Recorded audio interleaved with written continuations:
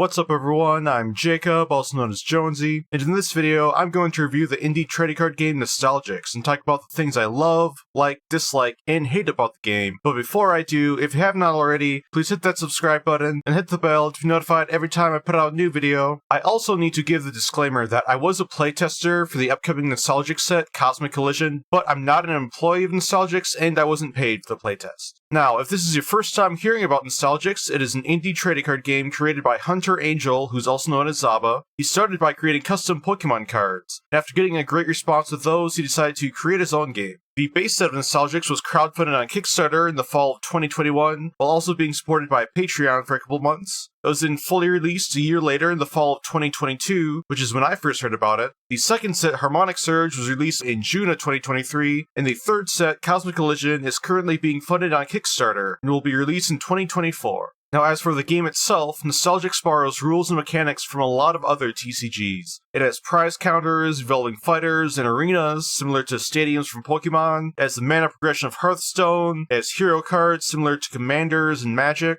For anyone who has played trading card games before, Nostalgix will feel very nostalgic to you. And that leads me into the first thing I love about Nostalgix, the gameplay. As someone who used to play Magic the Gathering, the amalgamation of rules in Nostalgix give it a very fun and enjoyable play experience, while still having a lot of strategy. Nostalgix doesn't have phases like some other TCGs, though it still has a couple of start of turn actions. You adjust your current and max mana, and you draw a card for turn, but after that, you can attack or play cards in any order you want. And as someone who really likes strategy games, I really enjoy trying to figure out the sequencing and the order in which I need to do things on my turn. My main dislike about the gameplay is there isn't a lot of early interaction currently in the game, which leads to aggro decks being favored and making it hard to come back if you're behind on board presence. But the full list for Cosmic Collision has been posted already on the Nostalgix website, and the set does have more removal, which I believe will greatly help balance out the game. And even now, despite the need for a restricted and banned list, the winning deck in the most recent convention tournament was not an aggro deck. It was a mid-range deck using a combo that ended up being a lot more consistent than I thought it would be. And that leads me into the second thing I love about Nostalgix, the deck building.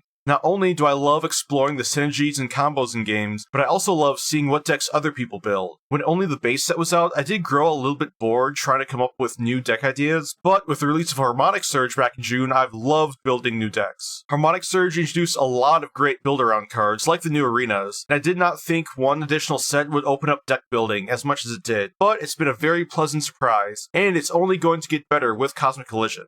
Moving on to the things I like, the first thing I like about Nostalgix is the art. Not only is the art really well made, but it all feels very cohesive, even with some of the cards having very fun and obvious references to not only Nostalgix itself, but other games too. However, for me personally, I do prefer a more realism approach to art in games, but even though I won't be hanging up any Nostalgix art on my walls, I still think the art is great. I have opened some boxes of Secret Shards, which is a subscription service of Nostalgix cards with alternate art that was monthly but has been put on hold for the moment, and some of the art on those cards have looked absolutely amazing seeing them in person on physical cards. The second thing I like about Nostalgix is its collectability. Not only are there Secret Shards boxes, but in the regular booster packs, 1 in every 25 packs has a special Void Rare, and 1 in every 777 packs has a special Golden Rare. Plus, there have been a lot of promos, from Kickstarter promos, to convention promos, to custom heroes limited to only 100 copies each. And if you're into grading cards, there are a dozen different grading companies that will grade and slap Nostalgix cards. I'm definitely more of a player than a collector, but even I did decide to get a Nostalgix card graded too. However, there is a problem with collecting Nostalgix, which is a dislike for me, and that is the base set had a printing problem with its foil rares and void rares. Because they had a thicker card stock than the non-foil cards, the foils and voids have roller marks on the bottom of the cards. For some collectors, this is very disappointing and is something they hate. But if you're like me, and you just want to put your focus into playing the game, you can easily sleeve up your cards and not know which ones actually have the marks. Plus, the issue was fixed for Harmonic Surge while also introducing textured cards. But even though Harmonic Surge's card quality is amazing and something I love, the earlier printing issue is definitely something to be aware of.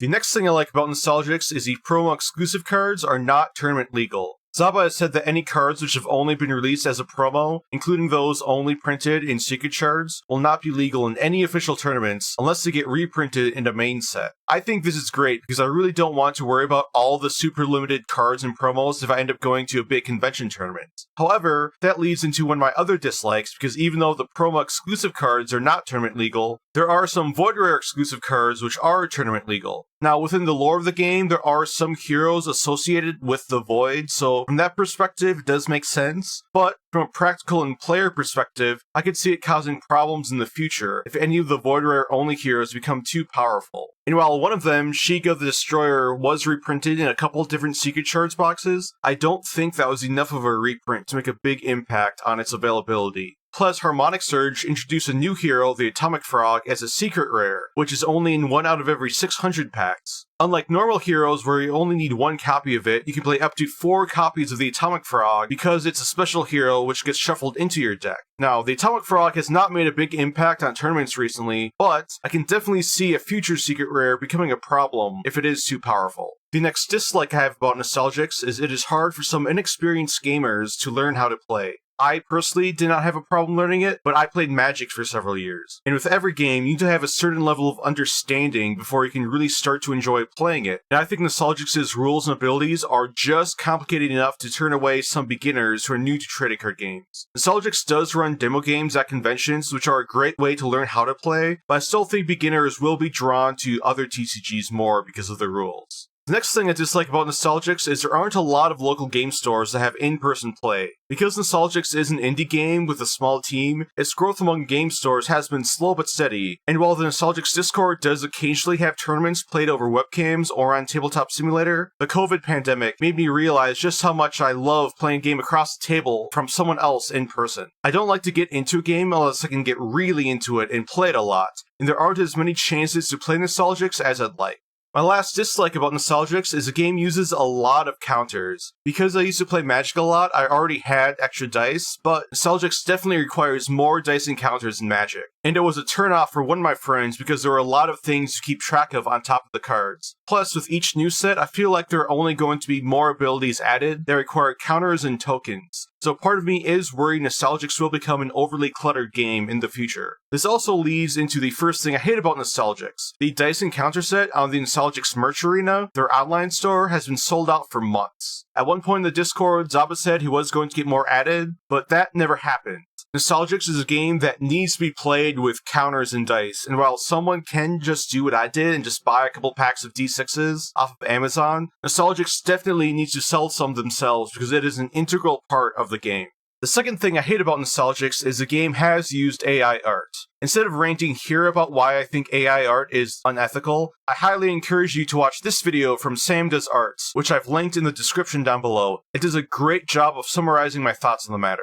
Now for Nostalgix, Zaba has posted AI-generated content on Nostalgix's social media accounts, and he's also said that the Toxafox convention promo used an AI-generated background. When I asked Zaba about this, he said AI was used because he and Bo, the artist, were having creative differences on the background, but it's the only card to use AI. However, Zaba also said that future sets after Cosmic Collision could possibly use AI art, and when I asked about the ethical concerns, Zaba had a long response which I've shown in full here, and in it, Zaba said he believes AI art only affects certain artists. I believe Zaba is greatly underestimating the impact that these AI programs are having on artists, and even though Nostalgix is not going to completely replace artists with AI, I still do not want to see the game use any AI-generated content unless we get a new AI program that's ethically sourced from the ground up.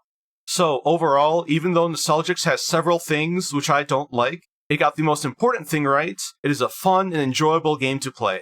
However, that still leaves the question of, will Nostalgix be able to compete in a very competitive TCG market with more and more TCGs being released? And to be perfectly honest, I don't know. Because I don't think Nostalgix has as much widespread appeal as a lot of other TCGs like Magic, or TCGs based on existing properties, but oddly enough, I think that can actually work in the favor of Nostalgix. Because Nostalgix is so heavily tailored towards fans of trading card games, I think Nostalgix can lean into that and use it to carve out a niche in the TCG market as being the TCG for fans of TCGs. So, what do you think about Nostalgix? Let me know in the comments down below. Thanks so much for watching, and I will see you in the next video.